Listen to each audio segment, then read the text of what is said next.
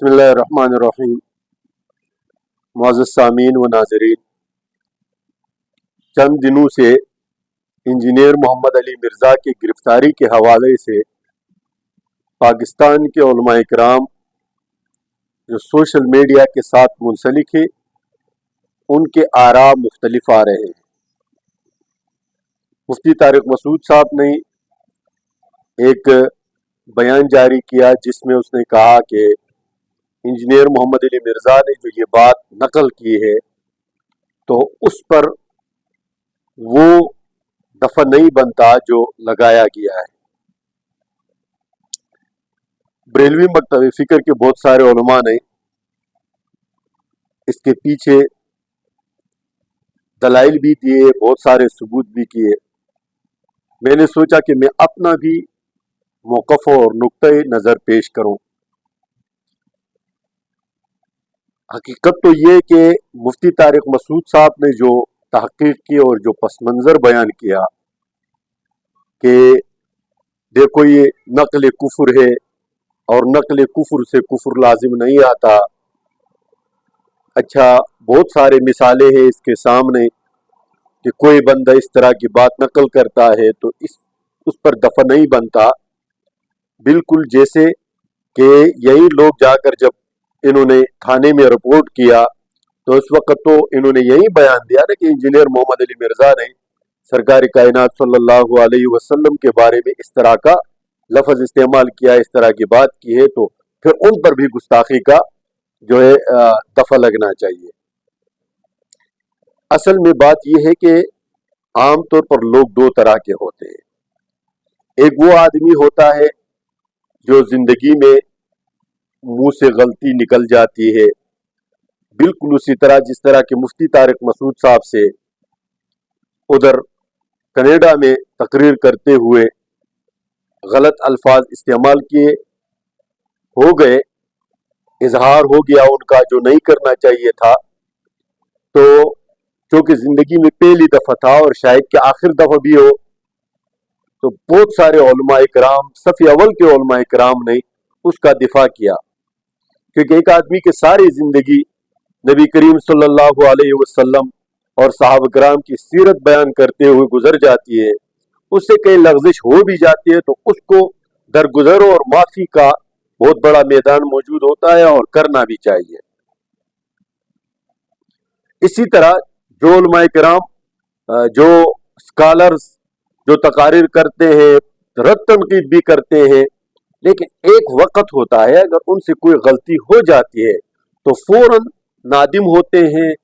اس کی تعویل کی بجائے بلا تردد وہ معافی مانگ لیتے ہیں۔ جنید جمشید کے ساتھ واقع ہوا، اور بھی بہت سارے لوگ اس طرح ہیں۔ انجینئر محمد علی مرزا کا یہ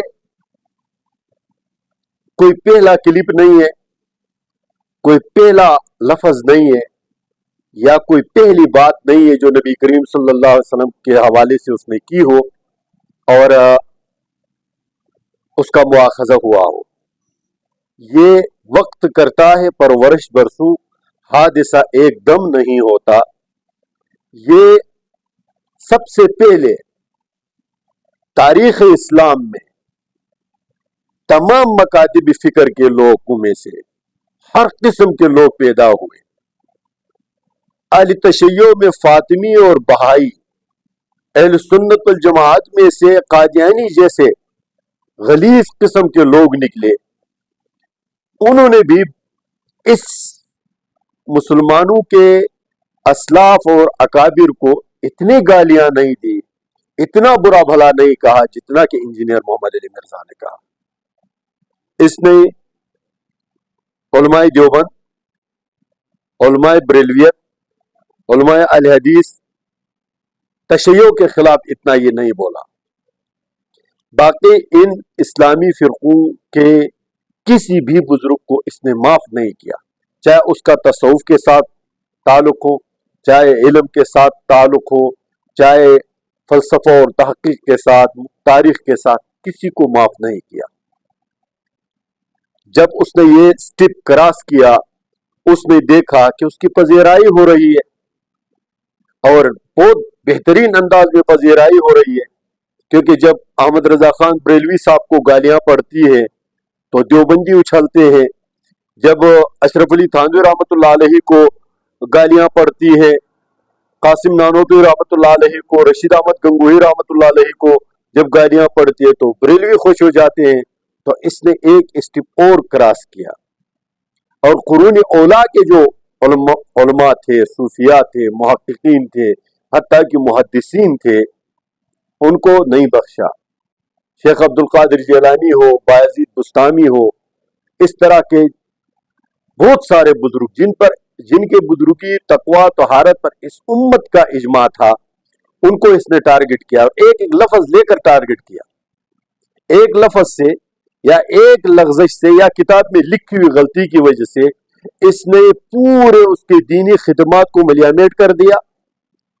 پورے امت کے اقتداء پر انگلی اٹھائی، گالیاں تک دی۔ جب اس نے دیکھا، اور پھر سونے پہ سہاگا یہ کہ ان بزرگوں کو جو قرون اولا کے بزرگ تھے اور جو بریلوی، دیوبندی، اہل حدیث، ان سب کے نزدیک متفق علیہ بزرگ تھے، ان کو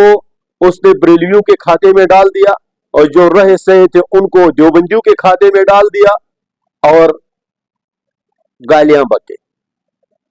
جب دیکھا کہ وہاں بھی کچھ نہیں گزارا ہوتا،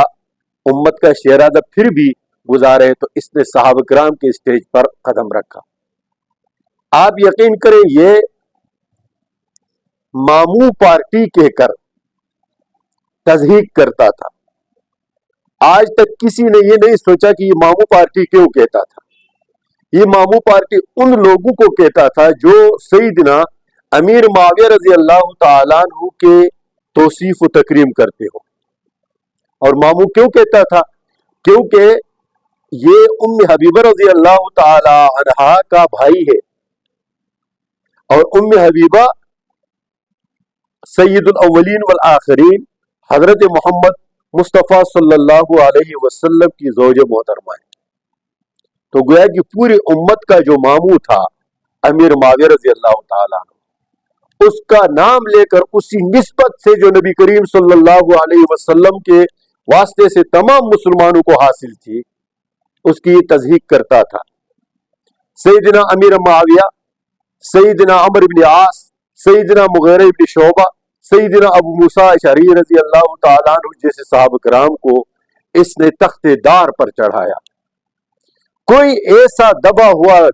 گالی، کیس دبی ہوئی ایسی برائی نہیں تھی جو ان صحابہ کرام کے لیے اس انجینئر محمد علی مرزا نے نہ بکا ہو۔ پھر ایک ہی اسٹیپ رہتا ہے۔ باقی انبیاء کو تو اس سیدنا حضرت یونس علیہ السلام کے بارے میں اس نے کیسی بات کی، لوط علیہ السلام کے بارے میں کیسی بات کی کہ اگر میرے فالورز کو دیکھتا حضرت لوط علیہ السلام تو اس کو رچ کھاتا،